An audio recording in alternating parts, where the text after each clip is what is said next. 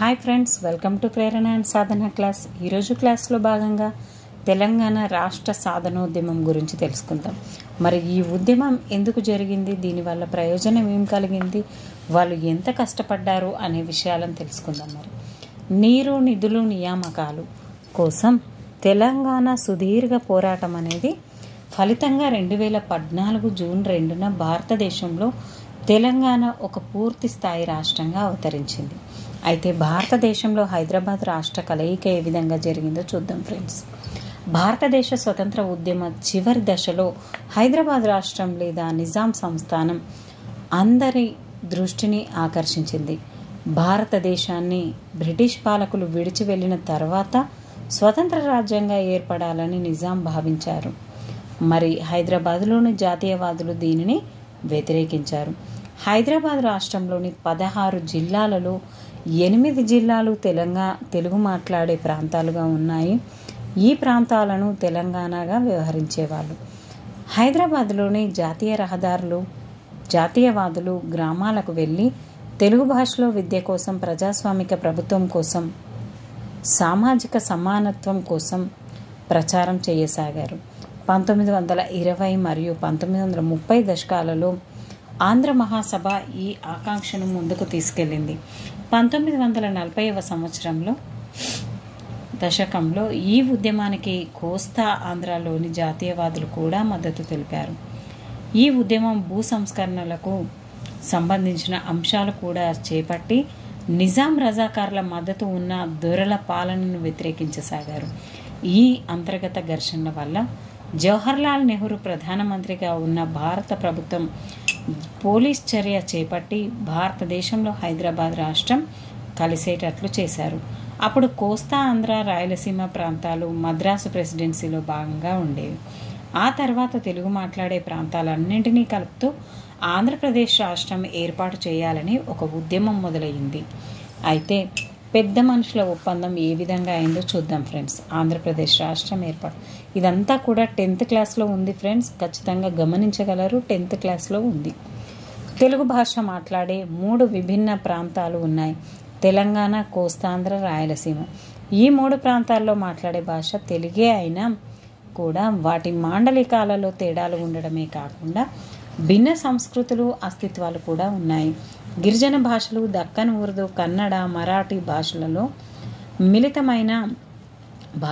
మిళితమైన జానపద సాంప్రదాయం నుండి తెలంగాణ భాష రూపొందింది. కోస్తా ఆంధ్రాలోని తెలుగుపై సంస్కృత భాష ఉపయోగం ప్రభావం ఎక్కువగా ఉంది. ముస్లిం, దళిత, చేతివృత్తుల, గిరిజన, వలస సముదాయాల నుంచి తీసుకున్న సమ్మిళిత సంస్కృతి తెలంగాణది. ఇతర ప్రాంతాలలో కంటే ముస్లింలు, వెనుకబడిన కులాల వాళ్ళు, గిరిజన ప్రజలు ఎక్కువగా ఉండి తెలంగాణ సామాజిక చిత్రం భిన్నంగా ఉండేది. చారిత్రకంగా చూస్తే తెలంగాణలో కంటే కోస్తా ప్రాంతంలో సంస్కృత భాషా సంస్కృతి ప్రభావం ఎక్కువ. కోస్తా ప్రాంతం బ్రిటిష్ ప్రత్యక్ష వలస పాలన కింద ఉంది. 19వ శతాబ్ది నుంచి ఇంగ్లీష్ విద్య అందుబాటులోనికి వచ్చింది. ఈ విధంగా ఆ ప్రాంతం వేగంగా ఆధునికీకరణ ప్రక్రియకు లోనైంది. ఇందుకు విరుద్ధంగా నిజాంల పాలనలోని తెలంగాణలో బోధనా భాషగా ఉర్దూను బలవంతంగా అమలు చేశారు.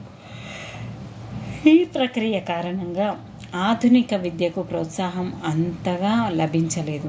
1948లో తెలంగాణ ప్రాంతంలో అక్షరాస్యత కేవలం 9%, స్త్రీల అక్షరాస్యత కేవలం 4%గా ఉండేది.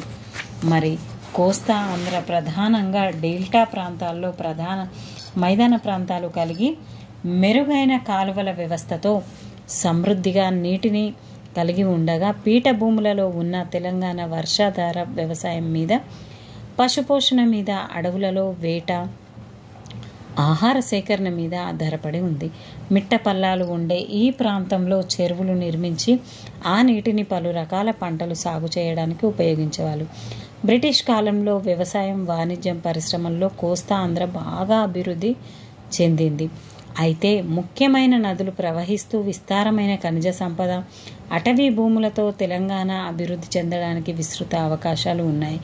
ఈ కారణంగా తెలంగాణ వనరులను ఉపయోగించుకోవడానికి అక్కడ పెట్టుబడులు పెట్టడానికి ఆంధ్ర ప్రాంతం నుంచి సంపన్నులు తీవ్ర స్థాయిలో ఆసక్తి కనబరచసాగారు. దాంతో ఆంధ్ర ప్రాంతం నుంచి విశాలాంధ్ర అన్న కోరిక ముందుకు వచ్చింది. భారతదేశం కలిసిన తర్వాత హైదరాబాద్ రాష్ట్రం 1952లో ప్రజాస్వామిక విధానంలోనికి వచ్చింది. హైదరాబాద్ రాష్ట్రానికి ఎన్నికైన మొదటి ముఖ్యమంత్రి బూరుగుల రామకృష్ణారావు. మద్రాసు ప్రెసిడెన్సీ నుంచి 1953లో ఆంధ్ర ప్రాంతం వేరుపడడంతో టంగుటూరి ప్రకాశం ముఖ్యమంత్రి అయ్యారు. అయితే తెలుగు మాట్లాడే ప్రాంతాలను ఏకం చేయాలని ఉద్యమం మొదలైంది. విలీనానికి అనుకూలంగా ఆంధ్ర మహాసభ ఏకగ్రీవ తీర్మానం చేయగా హైదరాబాద్ రాష్ట్ర శాసనసభలో అధిక శాతం సభ్యులు విలీనానికి తీవ్ర అభ్యంతరాలు వ్యక్తం చేశారు. కోస్తా ఆంధ్రాలోని సంపన్న అభివృద్ధి చెందిన వర్గం కొత్తగా ఏర్పడబోయే రాష్ట్రంలో ఆధిపత్యం సాధిస్తారని వాళ్ళు ఆందోళన పడసాగారు. ఇటువంటి ప్రయోజనాలు లేకుండా తెలంగాణ ప్రజలు తమ వనరులపై నియంత్రణను కోల్పోతారని భయపడ్డారు. కోస్తా ప్రాంతంలో ఇంగ్లీషు చదువులు చదివిన యువత పెద్ద సంఖ్యలో ఉండటంతో తెలంగాణ యువత విద్యా ఉపాధి అవకాశాల గురించి కూడా వాళ్ళు ఆందోళన పడసాగారు. కేంద్ర ప్రభుత్వ చొరవతో ఇరు ప్రాంతాల నాయకులు ఢిల్లీలో సమావేశం అయి సుదీర్ఘ చర్చల తర్వాత 1956 ఫిబ్రవరి 20న పెద్ద మనుషుల ఒప్పందం కుదుర్చుకున్నారు. ఈ ఒప్పందంపై సంతకం చేసిన ఆంధ్ర ప్రాంత వాసులు బెజవాడ గోపాలరెడ్డి, నీలం సంజీవరెడ్డి, గౌతు లచ్చన్న, అల్లూరి సత్యనారాయణరాజు. మరి వీళ్ళని ఏ విధంగా గుర్తుపెట్టుకుందాం? గోపాలరెడ్డి అలాగే సంజీవ్ రెడ్డి ఇద్దరు కూడా. గోపాల్ అంటే మనకు కృష్ణుడు ఏ విధంగా మనందరికీ జీవం పోసాడు కాబట్టి సంజీవరెడ్డి. ఆయన ఏ విధంగా ఉండేవాడు? నీలం రంగులో ఉండేవాడు కదా, నీలం సంజీవరెడ్డి. మరి గౌతు లచ్చన్న ఎవరైనా గోతులు తీసే వాళ్ళను మన గోపాలరెడ్డి అంటే గోపాలకృష్ణ వాళ్ళను అణచేవాడు. అదేవిధంగా అల్లూరి సత్యనారాయణరాజు, మరి గోపాల స్వామి ఉన్నాడు అంటే కృష్ణుడు ఉన్నాడు, ఇక్కడ మనకి సత్యనారాయణ స్వామి కూడా ఉన్నాడని గుర్తుపెట్టుకోండి. అల్లూరి సత్యనారాయణరాజు లేదా అల్లూరి సీతారామరాజును గుర్తుపెట్టుకోండి. ఈ ఒప్పందంలో సంతకాలు చేసిన తెలంగాణ వాసులు ఎవరంటే మనకి బూరుగుల రామకృష్ణారావు గుర్తే ఉంటాడు, ఎందుకంటే అప్పటి ముఖ్యమంత్రి కాబట్టి, హైదరాబాద్ ముఖ్యమంత్రి కాబట్టి. నెక్స్ట్ మర్రి చెన్నారెడ్డి, ఇక్కడ చెన్నారెడ్డి. Next J V Narasinga Rao, next K V Ranga Reddy. చెన్నారెడ్డి, రంగారెడ్డి, రంగా నరసింగ, రామకృష్ణ. ఈ విధంగా గుర్తుపెట్టుకోండి ఫ్రెండ్స్. రంగారెడ్డి, రామకృష్ణ, రంగా నరసింగ, చెన్నారెడ్డి. వీళ్ళు మౌలికంగా 14 అంశాలపై ఒప్పందానికి వచ్చారు. దీంతో తెలంగాణ ప్రజల సంతృప్తికి లోబడి 2 రాష్ట్రాల విలీనానికి మార్గం సుగమం అయ్యింది. ఆ విధంగా హైదరాబాద్ రాజధానిగా ఆంధ్రప్రదేశ్ నూతన రాష్ట్రంగా ఏర్పడింది. ఈ ఒప్పందంలోని ముఖ్య అంశాలు: పరిపాలనపై ఖర్చును 2 ప్రాంతాలు ఆయా నిష్పత్తిలో భరించాలి. తెలంగాణలో రెవెన్యూ మిగులును తెలంగాణ అభివృద్ధి మాత్రమే ఖర్చు చేయాలి. తెలంగాణలో అప్పటికి ఉన్న విద్యా సౌకర్యాలను తెలంగాణ విద్యార్థులకు మాత్రమే కేటాయిస్తారు. 12 ఏళ్ల పాటు తెలంగాణ నివసిస్తే తెలంగాణ ప్రాంతంలో ఉద్యోగాలకు, విద్యా సంస్థలలో ప్రవేశాలకు అర్హతనిచ్చే ములికీ నియమాలను కొనసాగించడానికి అంగీకరించారు. తెలంగాణ అభివృద్ధి అవసరాలను పర్యవేక్షించడానికి శాసనసభ నుంచి 20 మంది సభ్యులతో చట్టబద్ధమైన ప్రాంతీయ సంఘాన్ని ఏర్పాటు చేయడానికి అంగీకరించారు. తెలంగాణలోని వ్యవసాయ భూమి అమ్మకాన్ని ఈ ప్రాంతీయ సంఘం నియంత్రించింది. ఆంధ్రప్రదేశ్ మంత్రుల బృందంలో 40% సభ్యులు తెలంగాణ నుంచి, 60% ఆంధ్ర నుంచి వచ్చారు. మరి ఆంధ్రప్రదేశ్ మంత్రుల బృందంలో 40% సభ్యులు తెలంగాణ నుంచి, 60% ఆంధ్ర నుంచి. 60% ఆంధ్ర నుంచి, ఎక్కువగా ఉన్నారు ఆంధ్ర వాళ్ళు. ముఖ్యమంత్రి ఆంధ్ర ప్రాంతం నుంచి ఉంటే ఉప ముఖ్యమంత్రి తెలంగాణ నుంచి, ముఖ్యమంత్రి తెలంగాణ నుంచి ఉంటే ఉప ముఖ్యమంత్రి ఆంధ్ర నుంచి ఉండాలి అని ఈ విధంగా ఒప్పందాలు చేసుకున్నారు. తెలంగాణకు ప్రాంతీయ మండలిని ఏర్పరచడానికి ప్రతిపాదన చాలా కీలకమైంది. ఇతర ప్రాంతాల అభివృద్ధి ప్రణాళికలు రాష్ట్ర ప్రభుత్వం రూపొందిస్తుంది. తెలంగాణ విషయంలో వీటిని ప్రాంతీయ మండలి రూపొందించి ఉండాల్సింది. అయితే తెలంగాణ ప్రాంత అవసరాలకు అనుగుణంగా సర్వతోముఖాభివృద్ధిని ప్రాంతీయ మండలి సాధించాలి. సాధారణ ప్రణాళికకు లోబడి సాగునీరు, పారిశ్రామిక అభివృద్ధికి ప్రణాళిక రచన, అదేవిధంగా అభివృద్ధికి సంబంధించిన అంశాలను ఈ మండలి చూడాలి. తెలంగాణ ప్రాంతానికి సంబంధించి వివిధ ఉద్యోగాలలో నియామకాలను కూడా పర్యవేక్షిస్తుంది. అంతేకాకుండా తెలంగాణ భూములను తెలంగాణేతర ప్రాంత ప్రజలకు అమ్మడాన్ని అది నియంత్రిస్తుంది. ఆ విధంగా ఆ ఒప్పందాన్ని ప్రభుత్వ వనరులు సమంగా వాడుకునేలా తెలంగాణ యువతకు విద్యా, ఉపాధి అవకాశాలు లభించేలా చేయడానికి ప్రయత్నించింది. కొత్తగా ఏర్పడిన ఆంధ్రప్రదేశ్ రాష్ట్రంలో తెలంగాణ ప్రాంత ప్రత్యేకతను గుర్తించింది. అందుకే తెలంగాణను రాష్ట్రం లోపల రాష్ట్రంగా గుర్తించారు. 1969 ఉద్యమం కాలక్రమంలో పెద్ద మనుషుల ఒప్పందం అమలు కాకపోవడంతో అసంతృప్తి పెరిగిపోయింది. ఈ అసంతృప్తి 3 ప్రధాన కారణాలనేటివి ఉన్నాయి. తెలంగాణలో రెవెన్యూ మిగులుని ఇతర ప్రాంతాలకు మళ్లించడం, అదేవిధంగా ప్రభుత్వ రంగ ఉపాధిలో వివక్షత, ముల్కీ నియమాలకు విరుద్ధంగా తెలంగాణ ప్రాంతంలో పనిచేస్తున్న కోస్తా ఆంధ్ర వ్యక్తులకు స్థానికత హోదాను కల్పించడం, కొన్ని నియామకాలకు నిరసన ప్రదర్శనగా మొదలయ్యి అనతి కాలంలోనే ఒక ప్రజా ఉద్యమంగా మారింది. ఇందులో ఉస్మానియా విశ్వవిద్యాలయం విద్యార్థులు కీలక పాత్ర పోషించారు. ప్రదర్శనలు, సమ్మెలు, నిరాహార దీక్షలు, ఆమరణ నిరాహార దీక్షలు కూడా జరిగాయి.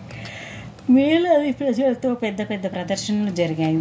వీటిల్లో అనేకం పోలీసుల అణచివేతకు గురయ్యాయి.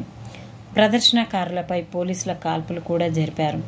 అధికార సమాచారం ప్రకారం 370 మంది దాకా ప్రాణాలు కోల్పోయారు. వీళ్ళల్లో చాలామంది విద్యార్థులు. అదే సమయంలో తెలంగాణలో అనేక మంది నాయకులు కలిసి ప్రత్యేక తెలంగాణ రాష్ట్రం ఏర్పాటు కోసం పనిచేయడానికి తెలంగాణ ప్రజాసమితి అన్న వేదికగా ఏర్పడ్డారు. ఆ తర్వాత ఇది కొత్త రాజకీయ పార్టీగా మారింది. కేంద్ర ప్రభుత్వం సుదీర్ఘ సంప్రదింపులు జరిపి 8 అంశాల ప్రణాళికను ప్రతిపాదించింది. దీంట్లో మౌలికంగా అనేక కమిటీలను ఏర్పాటు చేయడం ఉంది. చాలామందిని అది సంతృప్తి పరచకపోయినా ఉద్యమం తాత్కాలికంగా సద్దుమణిగింది. తెలంగాణ ఉద్యమానికి ప్రతిస్పందనగా సీమాంధ్ర ప్రాంతంలో 1972లో జై ఆంధ్ర ఉద్యమం మొదలయ్యింది. కోస్తా జిల్లాలను మరింత అభివృద్ధి చేయాలని కోరటమే కాకుండా స్థానిక హోదాకు సంబంధించి ముల్కీ నియమాలను కూడా తొలగించాలని ఇది కోరింది. తమ ఉద్యోగ అవకాశాలు దెబ్బతింటాయని భయంతో ఇక్కడ కూడా విద్యార్థులే ఉద్యమంలో ప్రధాన భాగంగా ఉన్నారు. 6 సూత్రాల ఉద్యమం, మరి జై ఆంధ్ర ఉద్యమం ఏ విధంగా కొనసాగిందో చూద్దాం. ప్రభుత్వ ఉపాధిలో స్థానిక ప్రజలకు ప్రాధాన్యత ఇస్తామని అన్ని ప్రాంతాల ప్రజలకు విశ్వాసం కల్పిస్తూ 1973లో కేంద్ర ప్రభుత్వం 6 సూత్రాలను విధానాన్ని రూపొందించారు. అంటే పెద్ద మనుషుల ఒప్పందం అప్పుడు 1956లో ఫిబ్రవరి 20 14 సూత్రాల పథకము, ఇప్పుడు 1973లోనేమో 6 సూత్రాల పథకము అనేది అమల్లోనికి వచ్చింది. మరి వీటిలోని అంశాలు: విద్యా అవకాశాలు అన్ని ప్రాంతాల్లోనూ విస్తరింపజేయడం, హైదరాబాద్లో కేంద్రీయ విశ్వవిద్యాలయం ఏర్పాటు చేయడం, దీనితో తెలంగాణ ప్రాంతీయ కౌన్సిల్ మరియు ముల్కీ నిబంధనలను నిలిపివేశారు.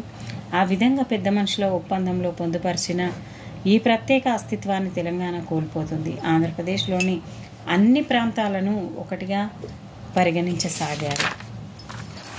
ఈ విధంగా ఆ సమయంలో పాలక కాంగ్రెస్ పార్టీకి చెందిన కేంద్ర ప్రభుత్వం, కేంద్ర నాయకత్వం పదే జోక్యం చేసుకోవడానికి వ్యతిరేకంగా కొత్త రాజకీయ ఉద్యమం ఒక అలగా ఎగిసింది. ఇది తెలుగుదేశం పార్టీ ఆవిర్భావానికి దారితీసింది. దీంతో ప్రాంతీయ ఉద్యమాలు తాత్కాలికంగా చల్లబడ్డాయి. తెలంగాణలో పెరుగుతున్న అసంతృప్తి, మరి పెద్ద మనుషుల ఒప్పందం ఉన్నప్పటికీ ప్రాంతీయ మండలికి ఏర్పరచడం వంటి అనేక కీలక అంశాలను అమలు చేయలేదు. కేవలం ప్రాంతీయ కమిటీని మాత్రమే ఏర్పాటు చేశారు.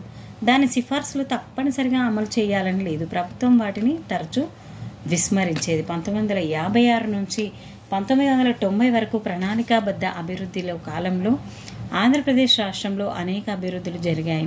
పెద్ద ఆనకట్టలు కట్టారు, సాగునీరు, విద్యుత్ పథకాలను మొదలుపెట్టారు, పెద్ద పెద్ద గనులు, పారిశ్రామిక కేంద్రాలు ప్రారంభించసాగారు.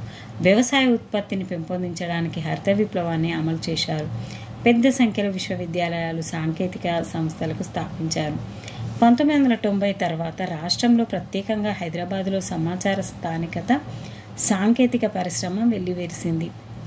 అయితే తెలంగాణ ప్రజలు ఈ అభివృద్ధి చాలా అసమానంగా ఉందని, అసలు ప్రయోజనాలు రాష్ట్రంలోని ఇతర ప్రాంతాలకు చేకూరుతున్నాయని భావించసాగారు. తెలంగాణ ప్రాంతంలోని వనరులను స్థానిక ప్రజల ప్రయోజనం కోసం ఉపయోగించడం లేదని కూడా వాళ్ళు భావించసాగారు. రాష్ట్రంలో ఎక్కడుంటున్నా కొత్త ఉపాధి అవకాశాలను ఇతర ప్రాంత ప్రజలు చేజిక్కించుకుంటున్నారని ఇక్కడి యువత భావించసాగింది.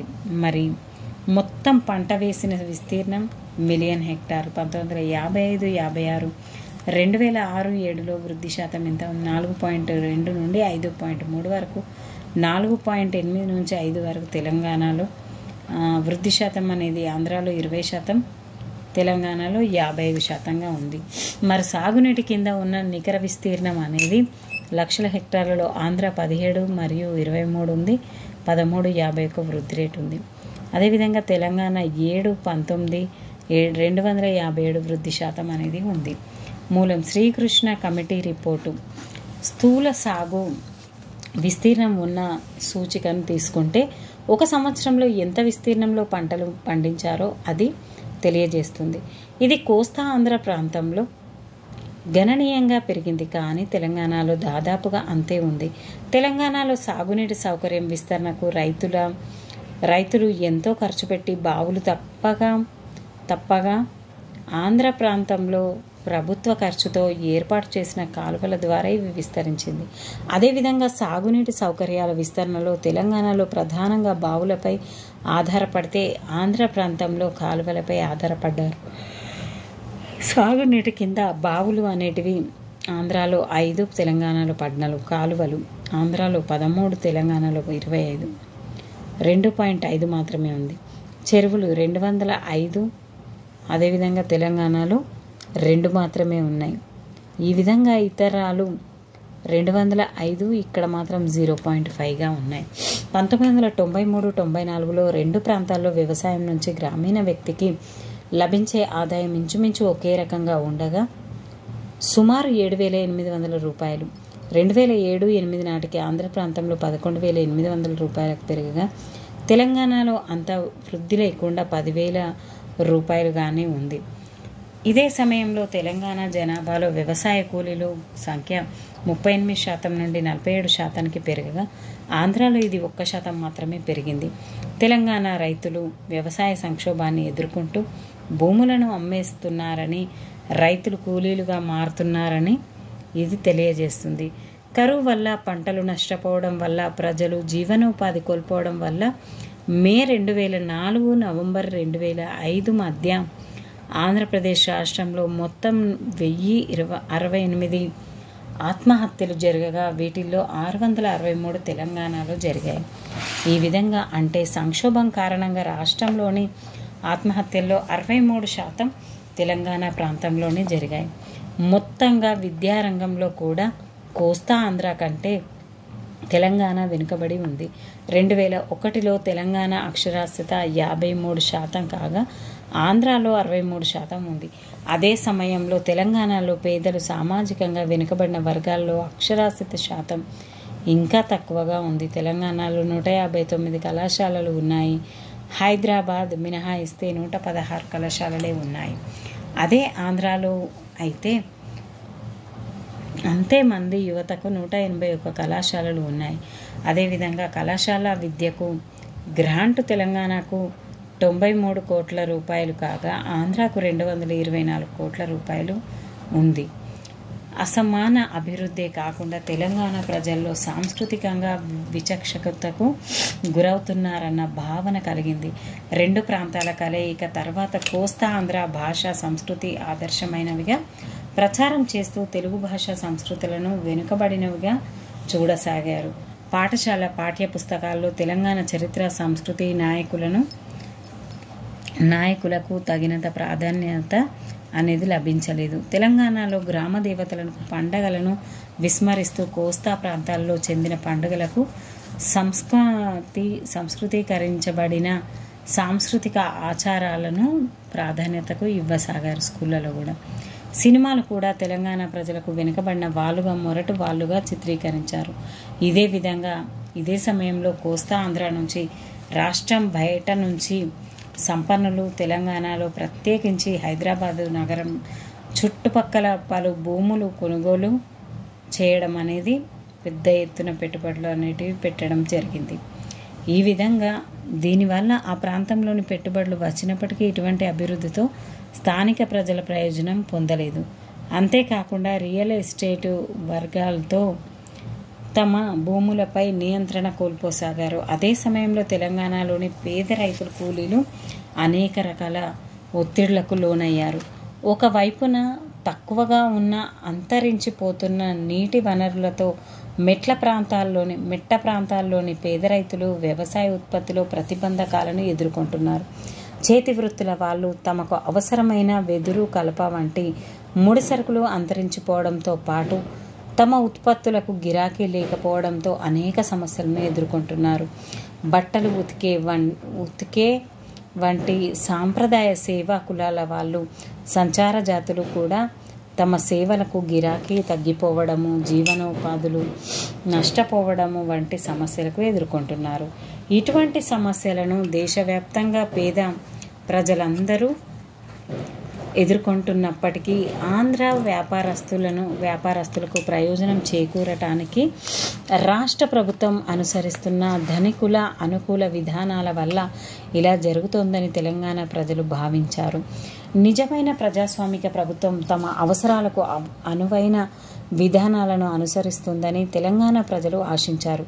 తమ కోరికలకు విని తమ సమస్యలను పరిగణలోనికి తీసుకునే ప్రభుత్వాన్ని వాళ్ళు కోరుకున్నారు. 1990లలో ఉద్యమాలు ఈ విధంగా జరిగాయి. మరి ఆర్థిక విధానాలు సరళీకరణ వల్ల రైతులు, చేతి వృత్తుల వాళ్ళు, ఇతరులు తీవ్ర సమస్యలకు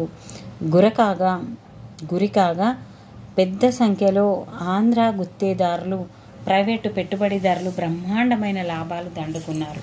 రైతులు కొనుగోలు చేసే రసాయన ఎరువులు, పురుగు మందులు, విద్యుత్తు వంటి ఉత్పాదకాల ధరలు తీవ్రంగా పెరిగాయి.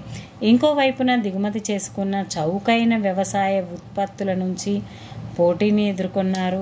తెలంగాణలో భూగర్భ జల వనరులు అంతరించిపోతుండటంతో మరింత లోతుగా బోరు బావులు తవ్వడానికి పెద్ద మొత్తంలో పెట్టుబడి పెట్టాల్సి రావడంతో రైతులు మరింత సంక్షోభానికి గురయ్యారు. ఈ కారణాల వల్ల ఈ ప్రాంతంలో పెద్ద సంఖ్యలో రైతులు ఆత్మహత్యలు అనేటివి చేసుకున్నారు. మరి అంతేకాకుండా ఈ కారణంగా తెలంగాణ వ్యవసాయ భూములు పెద్ద ఎత్తున బయట నుంచి వచ్చిన ధనిక ప్రజలకు తెగ నమ్ముకోవాల్సి వచ్చింది. అదేవిధంగా చేతి వృత్తుల వాళ్ళు, సాంప్రదాయకంగా సేవలు అందించేవాళ్ళు తమ ఉపాధులు కోల్పోయారు. కొత్త ఉపాధులకు తగిన సామర్థ్యాలు అనేటివి లేకుండా పోయాయి. ప్రైవేటు రంగం బాగా విస్తరించినప్పటికీ నిరుద్యోగం లేక, భద్రత లేని ఉద్యోగం పెద్ద సమస్యగా పరిగణించింది. క్రమంగా జనాభాలోని వివిధ వర్గాల ప్రజలు తమ ప్రత్యేక సంఘాలు, ఉద్యమాలు ఏర్పరచుకొని తమ కోరికల కోసం పోరాడసాగారు. తెగ కుల సంఘాలైన తుడుం దెబ్బ, లంబాడి, సంగార, భేరి, ఎరుకల కుర్రు వంటివి ఏర్పడి తమ సాంప్రదాయ జీవన విధానంపై జరుగుతున్న దాడిని ఎదుర్కొంటూ తమ అస్తిత్వ అవసరాలైన నీరు, నేల, అడవులను కాపాడుకోవడానికి పోరాడసాగారు. మాదిగ దండోరా, కురుమ గుల్ల, డోలు దెబ్బ, మోకు దెబ్బ వంటివి ఏర్పడ్డాయి. ఈ విధంగా కల్లు గీత, గొర్రెల పెంపకం, మత్స్యకారులు వంటి కుల వ్యక్తుల రాను ప్రాముఖ్యతను కోల్పోయి వాటికి ముప్పు ఏర్పడుతోంది. తెలంగాణ తమ సమస్యలను పరిష్కరిస్తున్న ఆశతో చిన్న వృత్తుల వారు కూడా ఉద్యమంతో మమేకం అయ్యారు. తెలంగాణకు జరుగుతున్న అన్యాయాలకు సంబంధించిన సమాచారాన్ని బదులుగా తీయడానికి మేధావులు 1989లో తెలంగాణ సమాచార ట్రస్టుని ఏర్పాటు చేశారు. ఆచార్య జయశంకర్ ఆధ్వర్యంలో 1996 నవంబర్ 1 వరంగల్లో తెలంగాణ విద్రోహ దినాన్ని పాటించింది. చూడండి, అక్కడ అయితే 69 ఫస్ట్ స్టార్ట్ అయింది, ఇక్కడ 96లో. ఎక్కడ ఇది? వరంగల్లో. ఆచార్య జయశంకర్ ఆధ్వర్యంలో 1996 నవంబర్ 1న వరంగల్లో విద్రోహ దినాన్ని పాటించింది. ఎవరి? ఆచార్య జయశంకర్. దీని తర్వాత జరిగిన అనేక సమావేశాల్లో ప్రజలు పెద్ద ఎత్తున హాజరై అనేక సంస్థలు ఏర్పడి తెలంగాణ ఏర్పాటుకు డిమాండ్ చేశాయి. 1997లో ఏర్పడిన తెలంగాణ జనసభ, తెలంగాణ మహాసభ వంటివి తెలంగాణ రాష్ట్ర ఏర్పాటు ఉద్యమంలో బలహీన వర్గాల ఉద్యమం ఏకం కావడానికి దోహదం చేశాయి.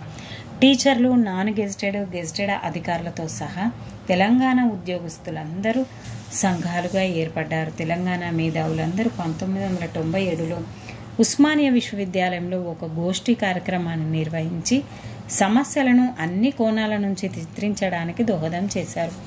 మరి అప్పటి నుంచి ఉద్యోగస్తులు, విద్యార్థులు, రచయితలు, కళాకారులు వంటి వాళ్ళు చర్చాగోష్ఠులు, ఉపన్యాసాలు, సమావేశాలు, ధూమ్ధాంలు వంటివి నిర్వహించసాగారు. ఈ ఉద్యమం ఫలితంగా కొత్తగా కళాకారులైన కార్యకర్తలు రూపొందారు. ప్రతి తెలంగాణ సమావేశంలో వాళ్ళ ప్రదర్శన తప్పనిసరి అయిపోయింది. 1978 జగిత్యాల జైత్రయాత్ర మొదలయ్యి 1990లో వరంగల్ రైతు కూలీ సంఘం బహిరంగ సభ నాటికి ఉద్యమ స్ఫూర్తి యువతకు, వారి ద్వారా గ్రామీణ ప్రజలకు కొత్తగా దిశానిర్దేశం చేసింది. కొత్త తరం కార్యకర్తలను తయారు చేసిన ఈ సమయం తెలంగాణ ఉద్యమంలో ఎంతో కీలకమైంది. ఈ విధంగా ఈ కొత్త ఉత్సాహంతో అనేక కొత్త సంస్థలు ఏర్పడ్డాయి. తెలంగాణ రాష్ట్ర సమితి, తెలంగాణ తన పరిషత్, జనపరిషత్, తెలంగాణ మహాసభ, తెలంగాణ జనసభ, తెలంగాణ ఐక్యవేదిక వంటి అనేక సంస్థలు రాజకీయ స్ఫూర్తితో ఏర్పడ్డాయి. 2001 ఏప్రిల్లో తెలంగాణ రాష్ట్ర సమితి ఏర్పడింది. చాలా ఇంపార్టెంట్ ఫ్రెండ్స్ ఇది. ఈలోగా తెలంగాణ ఉద్యమం ధూమ్ధాంలు, గర్జనలు, పాదయాత్రలు వంటి వివిధ నిరసనల రూపంలో వ్యక్తం కాసాగింది.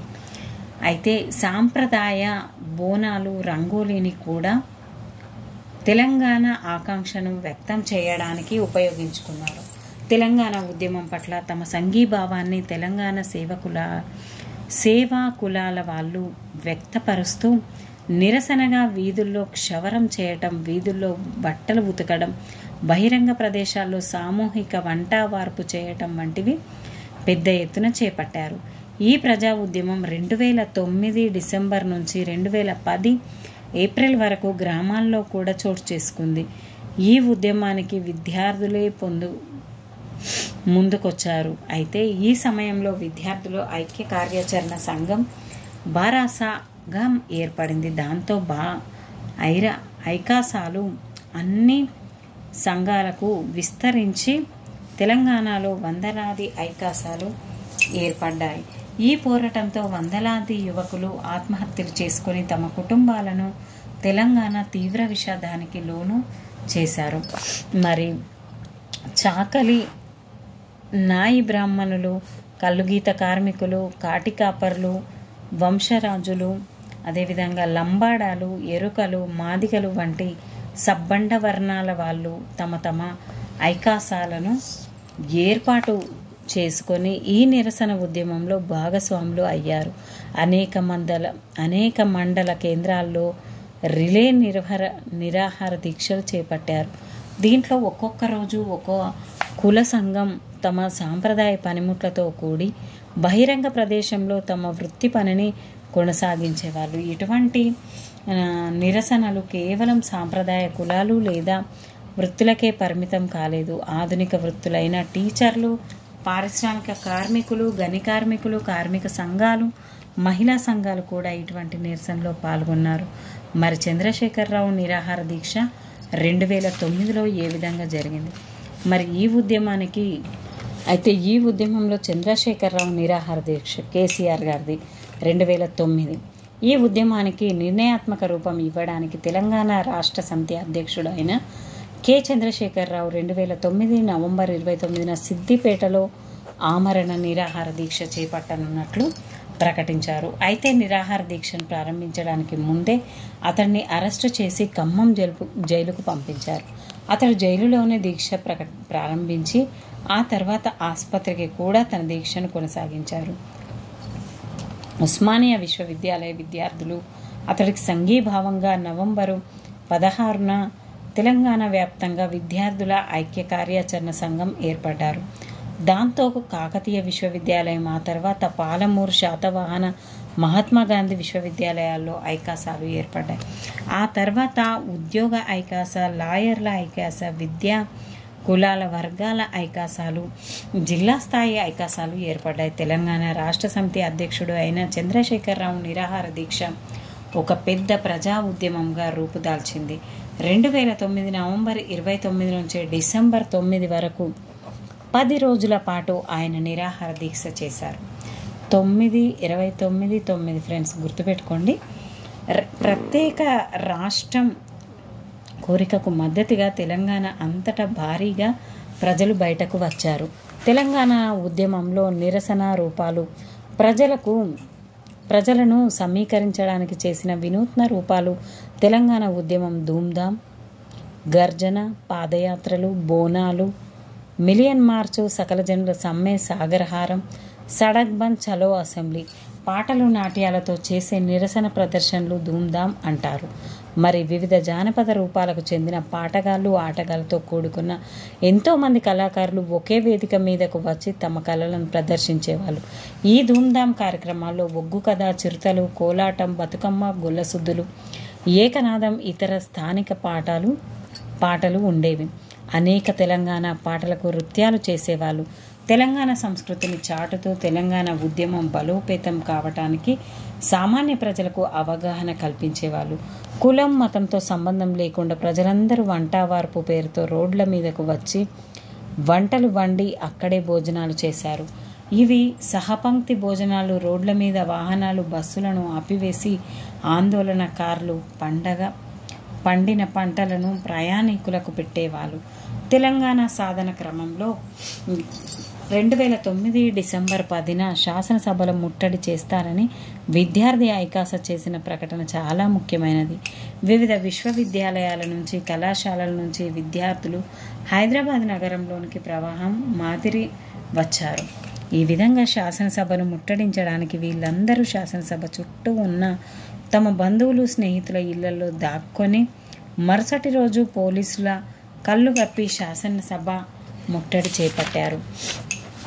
ఈ విధంగా ఇటువంటి పరిస్థితుల్లో గ్రామాల ప్రజలలోకి ఆ ఉద్యమం విస్తరించి చంద్రశేఖరరావు నిరాహార దీక్ష ప్రతిపాదిత అసెంబ్లీ ముట్టడితో సీమాంధ్ర ప్రాంత శాసనసభ్యులు, ఎంపీల నుంచి తీవ్ర వ్యతిరేకత ఉన్నప్పటికీ కేంద్ర ప్రభుత్వానికి తెలంగాణ ఏర్పాటుకు ప్రకటించక తప్పింది కాదు. 2009 డిసెంబర్ 9న కేంద్ర హోంమంత్రి ప్రత్యేక తెలంగాణ రాష్ట్ర ఏర్పాటుకు ప్రక్రియను ప్రారంభిస్తాం అని ప్రకటించారు. దాంతో చంద్రశేఖరరావు తన నిరాహార దీక్షను విరమించుకున్నారు.